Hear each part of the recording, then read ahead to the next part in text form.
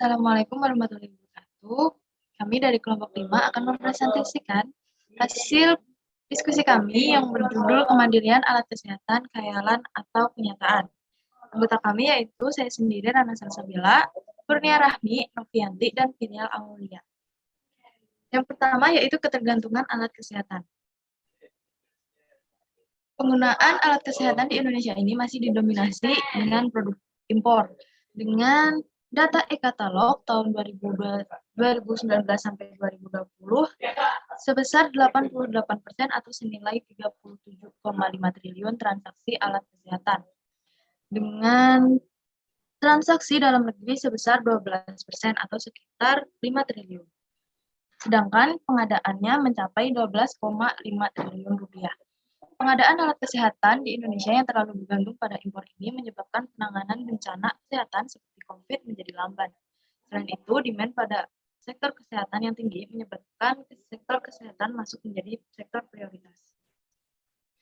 Hal ini sesuai dengan Inpres nomor 6 tahun 2016 dalam rangka kemandirian alat kesehatan melalui pembentukan industri farmasi dan industri alat kesehatan nasional yang mandiri dan memiliki daya saing. Ini juga sesuai dengan Peraturan Menteri Kesehatan Republik Indonesia Nomor 17 Tahun 2017 tentang Rencana Aksi Pengembangan Industri Farmasi dan Alat Kesehatan.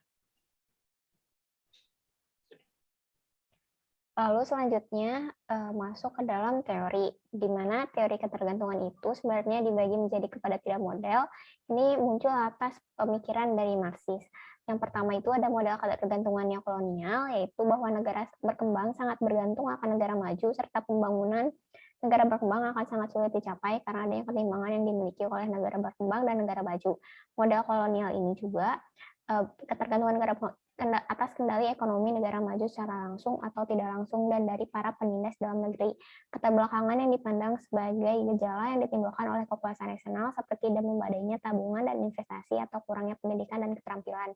Selain itu ada 2 model lainnya, yaitu ada model paradigma palsu dan model tesis pembangunan dualistis, di mana pada model paradigma palsu itu tuh dalil merupakan tentang negara berkembang yang telah gagal mengalami kemajuan karena strategi pembangunan mereka yang didasarkan atas model pembangunan yang tidak tepat. Lalu model yang terakhir yaitu pembangunan dualistis, yaitu konsep yang menunjukkan adanya yang perbedaan yang besar antara negara kaya dan negara miskin, serta di antara orang-orang kaya dan miskin dalam berbagai tingkatan di dalam suatu negara.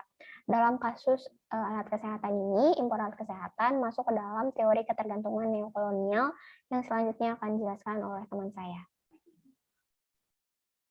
Selanjutnya adalah pembahasan. Sebagai salah satu komponen penting dalam penyelenggaraan pelayanan kesehatan, maka ketersediaan alat kesehatan yang aman, bermutu, dan bermanfaat merupakan salah satu bagian penting dalam mencapai pelayanan kesehatan yang prima. Akan tetapi, peningkatan kebutuhan terhadap alat kesehatan nampaknya belum diikuti dengan perkembangan industri alat kesehatan dalam negeri. Hal ini menyebabkan 90% alat kesehatan yang beredar merupakan produk impor. Bahkan nilai impor alat kesehatan dari 10 negara pengimpor terbesar mayoritas memiliki tren yang meningkat, seperti yang dapat kita lihat pada grafik di layar. Selama 10 tahun terakhir, Tiongkok menjadi negara pemasok alat kesehatan terbesar ke Indonesia. Dan pada tahun 2020 sendiri, share impor Tiongkok mencapai 30,57%. Di samping tingginya impor, sebenarnya industri alat kesehatan Indonesia memiliki potensi yang besar. Hal tersebut ditunjukkan oleh pertumbuhan perusahaan alat kesehatan dari tahun 2015 hingga 2021 yang menyentuh angka 361,66%.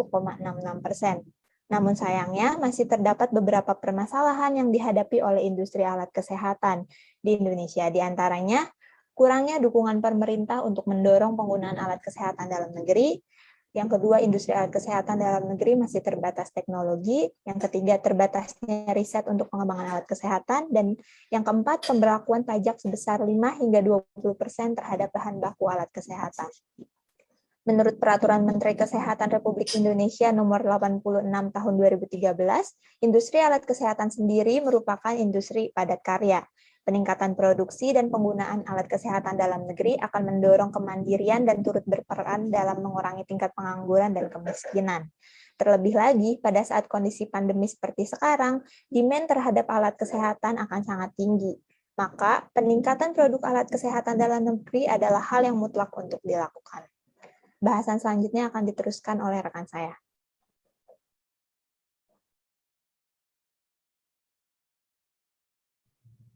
Selanjutnya adalah relevansi teori. Nah, seperti yang kita tahu, penggunaan alat kesehatan di negara Indonesia ini meningkat diakibatkan karena pandemi COVID-19, di mana jumlah alat kesehatan yang tersedia tidak dapat memenuhi kebutuhan alat kesehatan yang diperlukan. Nah, ketergantungan terhadap impor alat kesehatan terjadi karena kurangnya keterampilan tenaga kerja. Hal ini juga didukung oleh rendahnya tingkat teknologi yang tersedia di negara Indonesia sehingga perlu mengimpor mesin industri kesehatan.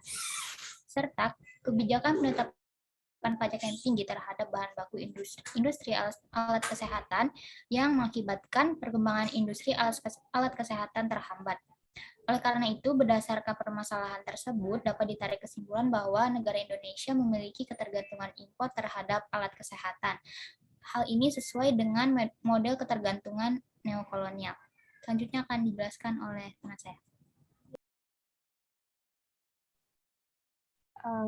Setelah dijelaskan oleh teman-teman saya terkait seluruh pembahasannya, adapun rekomendasi yang kami berikan terkait impor alat kesehatan ini. Salah satu solusi untuk keluar dari ketergantungan ini yakni dengan melakukan self-help. Indonesia harus kembali membenahi diri agar dapat memenuhi kebutuhannya akan alat kesehatan itu sendiri. Peningkatan kualitas sumber daya manusia, teknologi, serta pembenahan akan kebijakan perlu diterapkan oleh Indonesia sehingga dapat keluar dari ketergantungan atas impor alat kesehatan ini. Selain itu, rekomendasi lainnya yaitu dengan memunculkan kerjasama antar negara berkembang dan dapat menjadi solusi lainnya atas impor alat kesehatan ini. Mungkin kurang lebihnya mohon maaf. Sekian dari kelompok kami. Wassalamualaikum warahmatullahi wabarakatuh.